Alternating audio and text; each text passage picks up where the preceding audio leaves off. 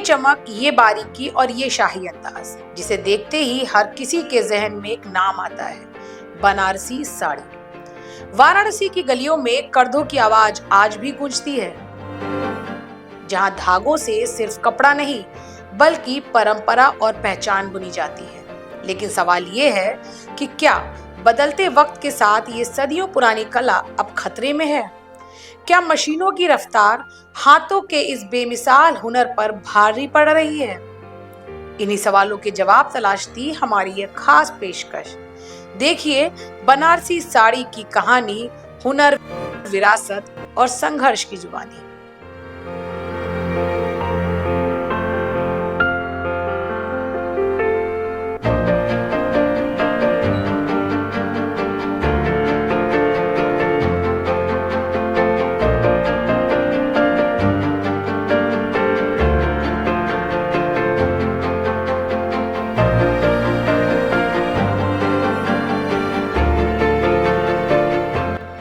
वाराणसी, जहां सुबह गंगा की आरती से होती है और दिन की शुरुआत होती है कर्धों की खटखट से। यही छोटे छोटे घरों में कई पीढ़ियों से बुनकर रेशम के धागों में इतिहास को पिरोते आ रहे हैं। ये सिर्फ एक साड़ी नहीं, ये शहर की पहचान है। ये धागों में बुनी वो कहानी है जो सदियों से वाराणसी की गलियों में सांस ले रही है, जहां हर करधा, हर उंगली एक कला को जिंदा रखे हुए है।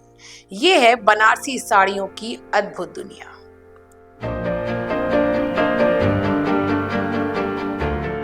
जिन साड़ियों को आप इन मशीनों पर इन धागों के जरिए बनते हुए देखेंगे, वो बनने के बाद कुछ इस तरह से लगती है। ये इसी तरह से है ना? हालांकि ये भी अभी भी ये रॉ है, इसके बाद ये लॉन्ड्री जाती है, फिनिशिंग होता है। अच्छा, अब इसमें क्या क्या काम बाकी है? इसमें वर्क का भी काम होगा।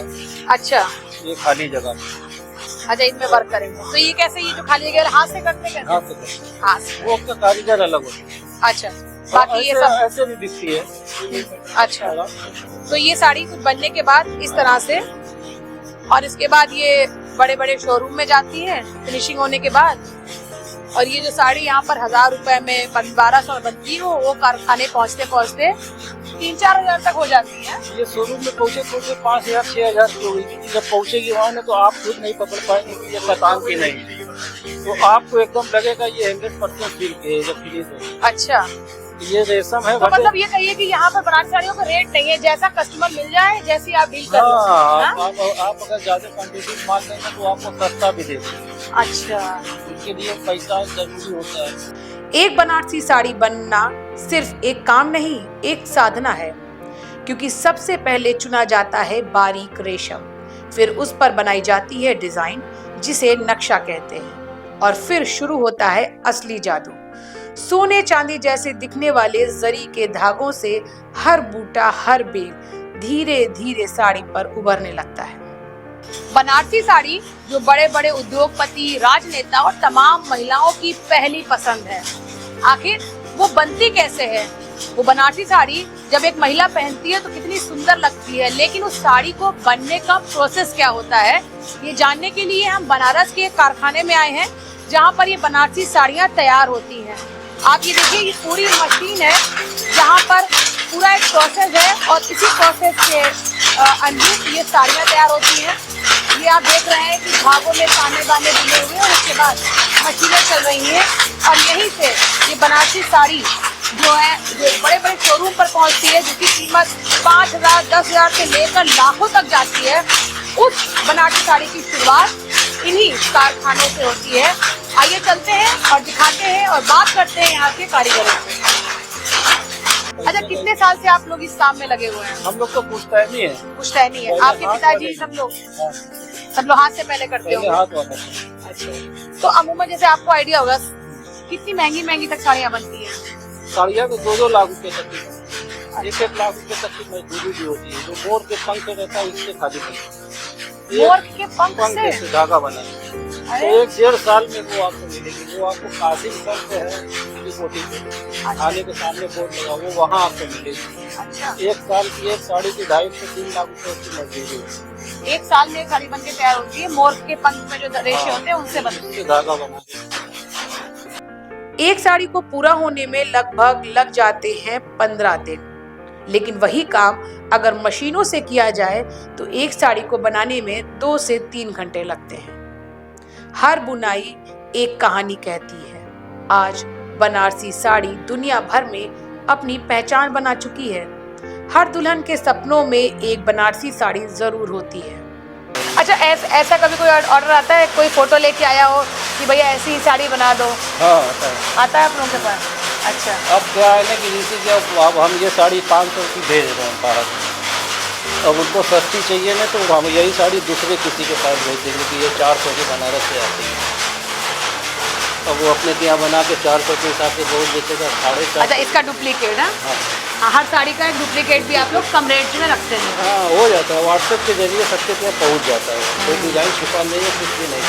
अब इतना सोशल मीडिया पे सब हो गया तो आप लोग के लिए भी काम करना आसान हो गया होगा कि चुनौती अदा? नहीं, हम लोग की मजदूरी का है ना, मजदूरी का हमेशा मजदूरी रहेगा। जो बंधा हुआ है वही है, जैया कम मेहनत होती है तो कम भी आता है। मशीनों के दौर में जब सब कुछ तेज हो गया है, तब भी वाराणसी के ये बुनकर धीरे धीरे धागों में एक पूरी संस्कृति को बिन रहे हैं, क्योंकि ये सिर्फ साड़ी नहीं, ये है बनारस की आत्मा।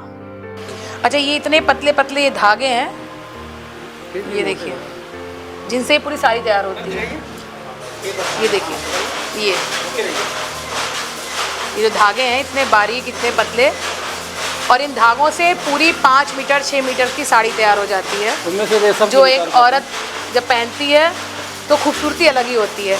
और बनारसी साड़ियों का तो वैसे भी क्रेज अलग है। कंधे पर काम पूरा होने के बाद अब बारी आती है इन साड़ियों के फिनिशिंग की।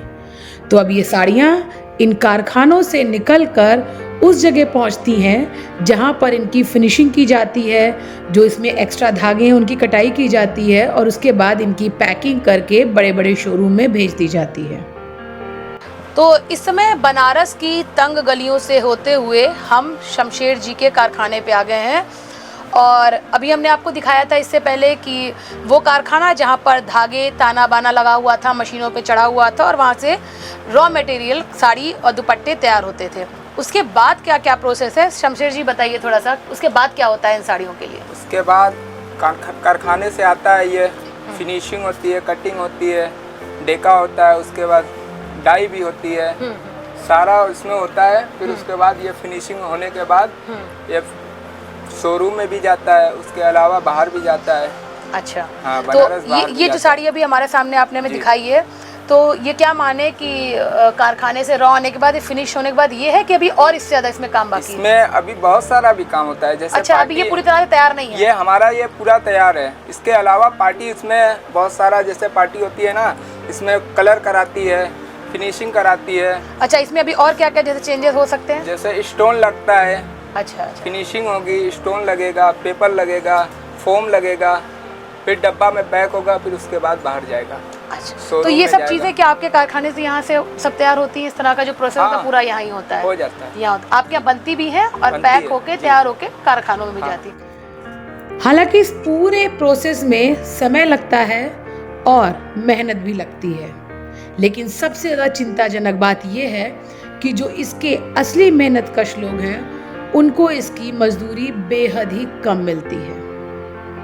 जी, थोड़ा सा ये बताइए कि जैसे अभी हम कुछ कारीगरों से बात कर रहे थे जो करते हैं, मशीन पे काम कर रहे थे, तो एक साड़ी की लागत उन्होंने बहुत कम बताई कि लागत जो साड़ी की आती है 700, 800, 1000, फिर बाजार में जाके वो पहुंच जाती है हजारों में, 15,000। क्या सच्चाई, कितनी सच्चाई है इसमें? देखिए, इसका मटेरियल जो है ना, प्योर का जो आता है वो महंगा आता है, जो डुप्लीकेट आता है वो सस्ता आता है। तो अगर हम प्योर और डुप्लीकेट को कंपेयर करें, थोड़ा सा हमें विस्तार से बताइए कि डुप्लीकेट साड़ी तैयार होकर कितना लेती है और प्योर साड़ी तैयार होकर कितना लेती है? बाजार में बिकने की बात अलग है, आपके हमारे यहाँ जैसे ये नकली वाला है धागा, वो 1000 रुपए की तैयार होगी। अच्छा, प्योर में इसका 4000 5000 तक का रेंज जाएगा। और कितने गुने बाजार के भाव में बिकती है? उसका जैसा वो शोरूम रहे वो उस हिसाब से वो बेचते हैं। मतलब ऊंची दुकान का है, जैसे 5000 का है वो 5000 का, वो 25,000 तक का बेचते हैं।